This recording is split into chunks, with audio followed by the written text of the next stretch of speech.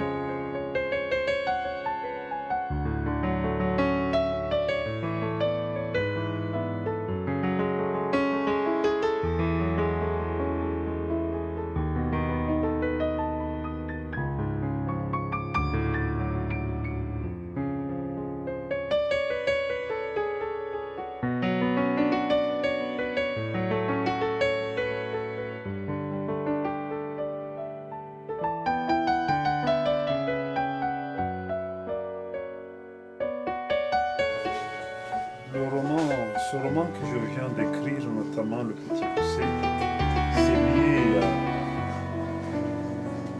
à un drame, un accident mortel dont ma fille est victime. Et c'était pour moi donc une façon d'extérioriser ma souffrance, ma douleur, mais en même temps tirer l'attention du pouvoir public, de toutes les institutions, pour leur montrer que à l'état dont nos écoles fonctionnent, ça laisse à désirer. C'est difficile. Il faut que ça change. Il faut que chacun de nous s'y mette, apporte sa contribution pour que ces conditions de travail, les conditions dans lesquelles nos enfants sont accueillis dans les différentes écoles, soient beaucoup plus améliorées.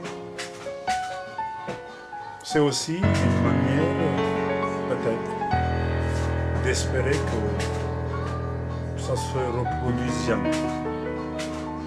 Tel est le choix qui m'a poussé de prendre ma plume et d'écrire. Ce sera également, pour finir, une façon de garder à moi l'esprit de ma fille, de vivre avec elle jusqu'à la dernière seconde.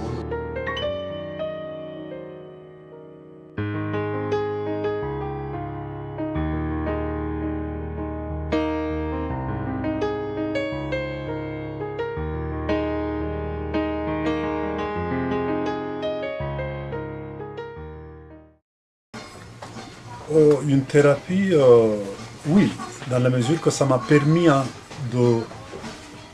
d'extérioriser ma douleur, d'extérioriser ma souffrance, mais aussi ça a permis à un grand public de comprendre de quoi s'agit-il.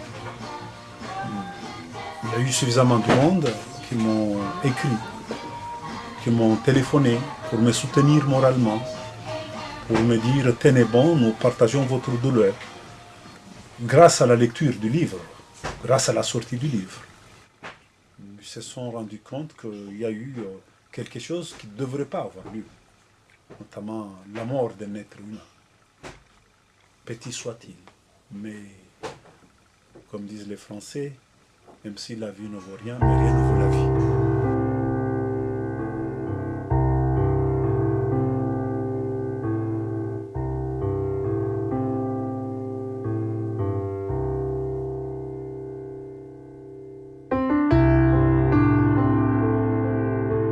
C'est l'une de mes filles qui m'a demandé qu'est-ce qu'on peut faire ensemble au niveau de la famille pour que notre Naïda ne soit pas oubliée.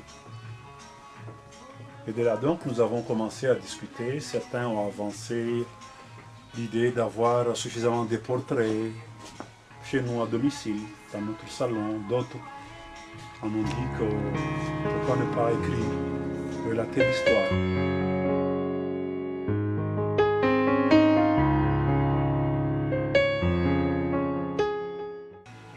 J'ai voulu plutôt prendre une distance par rapport à la religion. Vous savez que notre pays, notre société est une société trop normative. Les gens se laissent influencer par trop de normes religieuses, de normes traditionnelles, comme si quelque part il y a une défaite de la pensée. Comme si les gens ne pouvaient pas à eux-mêmes penser autrement. Bien sûr, en tant que religieux, je ne peux en aucun cas nier cette vérité. Mais j'ai voulu surtout rétablir la responsabilité des êtres humains. La responsabilité donc...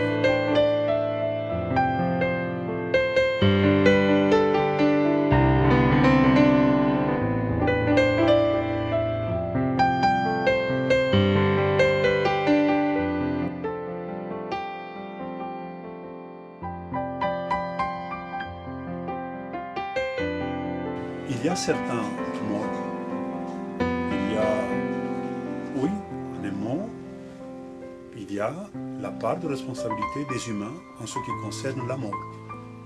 Imaginez quelqu'un qui décide de tuer quelqu'un d'autre, ou l'accident. Mais l'accident peut être évitable.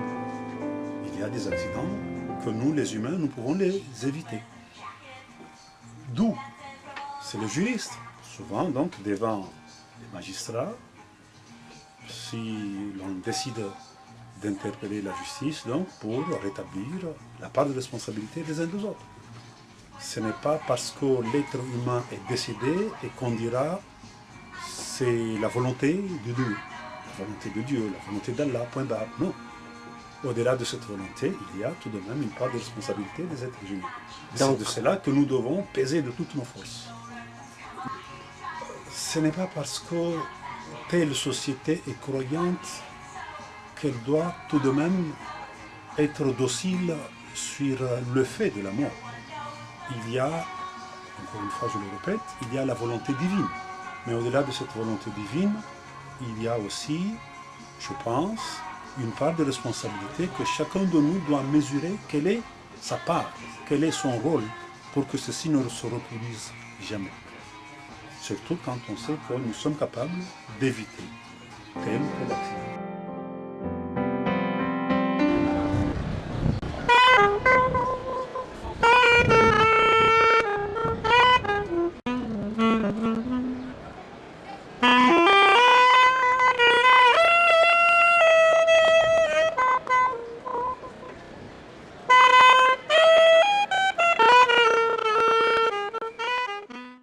Avec la publication de ce roman, il y a eu tout de même une prise de conscience, modeste soit-elle, mais il y a eu une prise de conscience. Dès lors que le ministère public s'est rendu compte que c'est vrai, certains établissements se sont permis d'ouvrir leurs écoles, des écoles privées, sans toutefois se mettre en conformité avec les textes régissant donc l'enseignement public ou l'enseignement privé chez nous. Je pense qu'il y a un début, mais maintenant il faudra continuer et décider d'aller beaucoup plus loin pour que tous ceux qui ne sont pas capables de respecter les règlements en vigueur, il faut que ces gens-là aussi finissent tout simplement par être exclus. Parce que l'enseignement en soi, même s'il s'agit de l'enseignement privé, l'objectif de l'enseignement, ce n'est pas de se faire de l'argent, c'est d'abord éduquer, préparer une société. Donc là, il y a eu une confusion de rôles.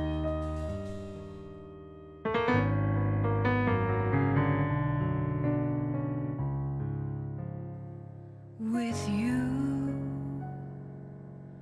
I'll go from now to forever.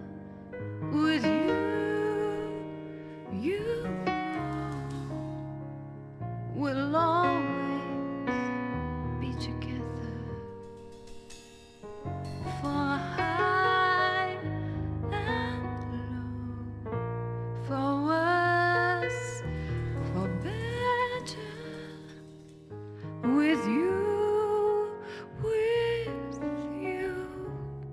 always with you.